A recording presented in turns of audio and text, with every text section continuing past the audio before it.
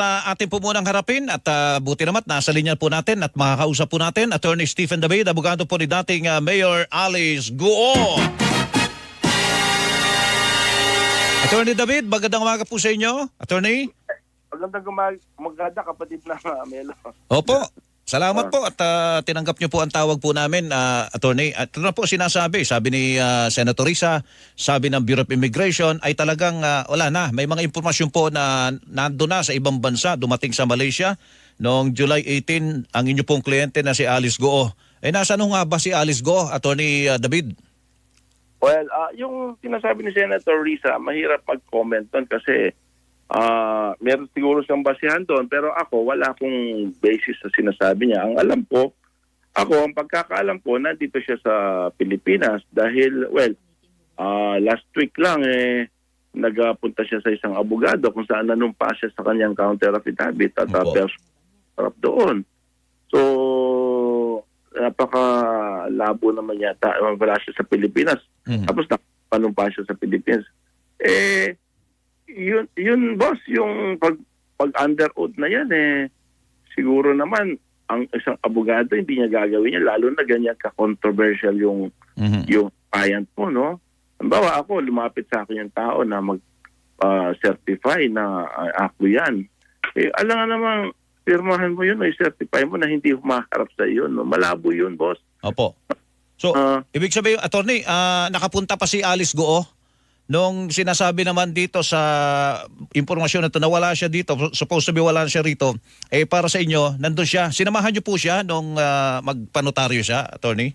Hindi ko siya sinamahan kasi personal niyang act yun na, kasi kailangan lang talaga yung ma-under oath. Opo. Yung affidavit. Pero ako, siyempre yung integridad ng abogado, hindi ko naman pwedeng maliitin yun. Siyempre, kung abogado, pinaghirapan mo yan. Opo. Tagal na panahon, di ba? Alam namang itapon mo lang dahil sa isang permahan, di ba? So ako, bilang abogado, naniniwala ako sa integridad na ginawa ng abogado na yon ni Attorney Galicia.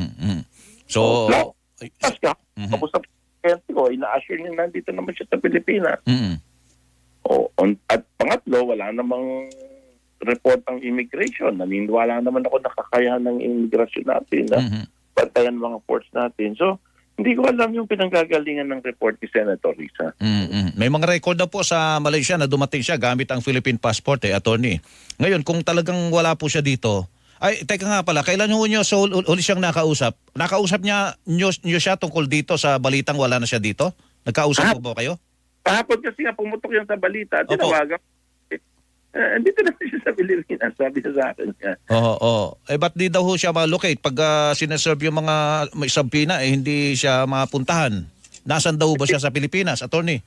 Well, yun, hindi niya yan dinidisclose sa akin. Kasi, una-una nga, kaya nga, di ba kasi may warrant of arrest doon sa Senate. Siyempre, hindi talaga papakita doon sa mga nagpapaserve ng subon sa kanya. Opo. Teka, natanong nyo ba na kung sisipot siya sa mga pagdinig na katulad niyan, kung nandito nga siya sa Pilipinas, Attorney? Well, ang sabi niya sa akin, pagka sisipot naman siya, kaya lang pinag-iisipan pa niya. Kung, alam mo kasi hindi ko alam, Carmelo, kung totoo hindi, pero may takot kasi siya talaga. Kung yung kinatatakot, kasi whether it's real or imaginary, Opo. person, takot talaga siya na mayroong threat sa kanya. So, hindi ko naman siya ma-blame kung bakit ayaw niyang humarap sa gano'n. Mahirap kasing pilitin yung tao kung safety niya ang kinatatakutan niya. Opo. Talagang hindi niyo po alam kung nasaan siya sa ngayon, Attorney? Oo naman, no. Opo. Ngayon, kung ganyan po, kung halimbawa, kakailanganin ba siya sa mga pagdinig na yan, mga ganyan, Attorney? Anong payo niyo sa kanya? Pumunta na lang po siya? Well, hindi kasi alam mo, napakaganda kasi ng depensa ni Mayor Alice. Opo. So, hindi siya haharap, siyempre maapektuhan yung depensa niya legally, no? Pero pwede ko naman siyang i-represent kahit hindi siya humaharap sa mga certain instances, ano? Pero not in all cases, pwede ako magharap na wala siya. So, maganda talaga na umarap siya para maipagtanggol niya yung sarili niya. So hanggang kailan siya magtatago kung nandito lang siya sa paligid?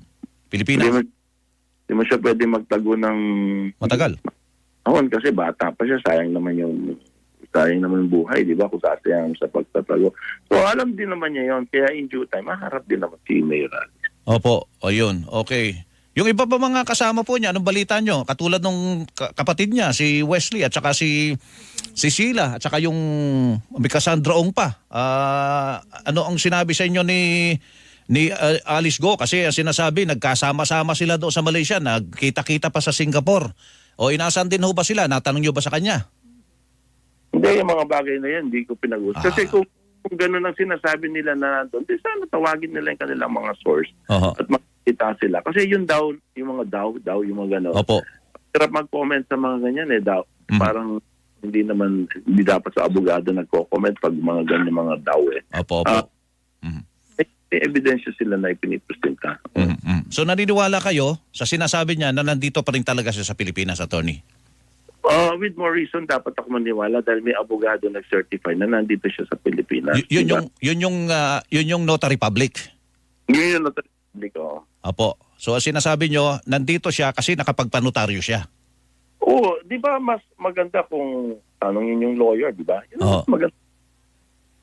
Opo. Sige po. Attorney David, salamat po. Medyo napuputol-putol na po ang ating linya. Salamat po sa panahon. Magandang umaga po sa inyo. Tama to. Thank you po. Attorney Stephen David, Legal Counsel ni Dismiss Bamban Tarlac, Mayor Alice Go!